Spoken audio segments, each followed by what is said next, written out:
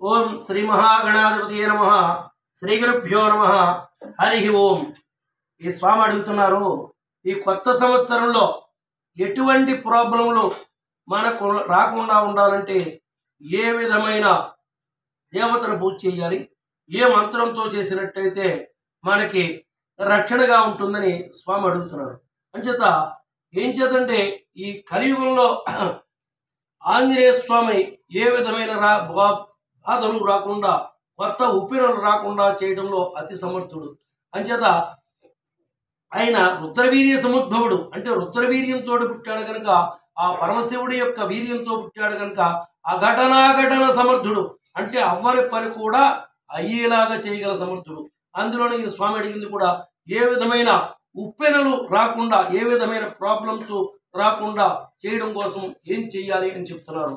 దానికోసమే చెప్పాడు, హనుమాన్ సర్వధర్మజ్ఞ సర్వకార్య విధాయక అకస్మాత్ ఆగతోత్పాతం నాస్యాసు నమోస్తుతే అన్నాడు.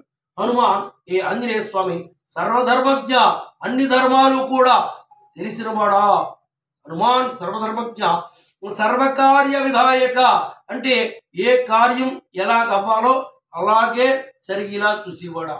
అంటే వాడికి ఓ లాటరీ రావాల్సిన వాడికి లాటరీ వచ్చేలాగా, లేదా అవ్వకూడని పని కూడా అయ్యేలా చేసి, యోగం ఉన్నప్పుడు అయ్యేలా చేసేలాగా. అదేలాగా ప్రాబ్లం అంటే పెద్ద ప్రాబ్లం అంటే నా అనుభవంలో చెప్తున్నాను. ఒక పూర్వకాలంలో అంటే మా తాతగారి టైంలో ఒక ఆసామికి ఉరిశిక్ష పడిపోతుంది ఇంకా అని డిసైడ్ అయిపోయింది. ఇంకా హైదరాబాద్ హైకోర్టులో ఉరిశిక్ష వేస్తున్నారు అనుకుని కూడా చేసినప్పుడు ఈ మంత్రంతో చేసినట్టయితే ఒక 3 రోజులు ఈ మంత్రంతో జపం చేస్తే ఆ ఆసామికి ఉరిశిక్ష బదులుగా యావజ్జీవ కారాగార శిక్ష పడింది. అంటే యావజ్జీవ కారాగార శిక్ష అంటే ఉరిశిక్ష అంటే అప్పటికప్పుడు చచ్చిపోతాడు, తెల్లారో 10 రోజుల్లోనో ఉరిశిక్ష ఉరి తీసేస్తారు. అలా కాకుండా ఈ యావజ్జీవ కారాగార శిక్ష అయితే ఆ తర్వాత వాడి సద్బుద్ధి వల్ల కూడా ఇంకా శిక్ష తగ్గించి 14 సంవత్సరాలు 7 సంవత్సరాలు యావజ్జీవ కారాగార శిక్ష అంటే లిమిటెడ్ పీరియడ్, అది కూడా తగ్గుతుంది అనుకోండి తర్వాత చేసుకున్నట్టయితే. అంటే ఉరి శిక్ష కూడా తగ్గించగల మంత్రం అనమాట. అలాగే హనుమాన్ సర్వధర్మజ్ఞ సర్వకార్య విధాయక అకస్మాత్ ఆగతోత్పాతం, ఆగత ప్లస్ ఉత్పాతం, ఆగతోత్పాతం అంటే అన్ఎక్స్పెక్టెడ్ గా, అంటే వీడు ఊహించడు అలాంటి ప్రాబ్లం, ఏదో పెద్ద అంటే సువాంటు ఇలాంటి ప్రాబ్లమ్స్ వస్తాయని చెప్పుకోవడం ఎందుకని అవన్నీ నేను ఉచ్చరించట్లే. పెద్ద పెద్ద ప్రాబ్లమ్స్ కూడా వీడు ఊహించనివి కూడా ఈ మంత్రంతో చేసినట్టయితే తగ్గుతాయి. నేను అనేక మంది శిష్యులకు ఉపదేశం చేశాను. వాళ్ళందరూ కూడా రోజు 11 సార్లు చేసుకుంటూ ఉంటారు. ఈ రోజు కూడా ఈ మంత్రాన్ని వదిలిపెట్టకుండా అనేక వేల మంది మా శిష్యులు చేస్తూ ఉంటారు. అంచేత ఈ మంత్రం చాలా సిద్ధ మంత్రం. హనుమాన్ సర్వధర్మజ్ఞ సర్వకార్య విధాయక అకస్మాత్ ఆగతోత్పాతం నాసియాసు నమోస్తుతే. అలాంటి నాసియాసు అంటే ఏ విధంగానూ రాకుండా చూడమని చేస్తున్నాడు. అంచేత ఈ కొత్త సంవత్సరంలో 2025 ఆంగ్ల సంవత్సరంలో అంటే మనకి ఉగాది ప్రారంభం అనుకోండి, కానీ నలుగురితో నారాయణ కులంతో గోవింద అన్నారు.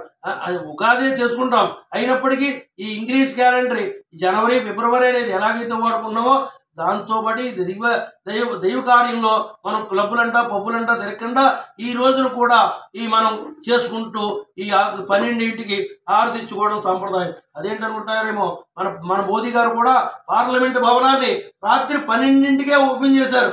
మొన్న కొత్త పార్లమెంటు భవనాన్ని రాత్రి 12ంటికి ఓపెన్ చేశారు. అదేంటి మన కొత్త సంవత్సరం కాదు కదా అనుకోక్కలే. అంటే మన సాంప్రదాయం అయినా కాపోయినప్పటికీ ఆ కాలమానం రైల్వే టైం టేబుల్ 12ంటికి, రాత్రి 12ంటికి ఇవాళ తారీఖు మారుతుంది. అంచేత ఈ కొత్త సంవత్సరంలో 2025లో ఎటువంటి ప్రాబ్లమ్స్ రాకుండా ఉండడం కోసం ఈ మంత్రంతో వ్యాక్సిన్ లాగా ఉపయోగపడుతుంది. అంచేత ఆ స్వామి ఈ మంత్రంతో చేస్తూ ఉంటారు.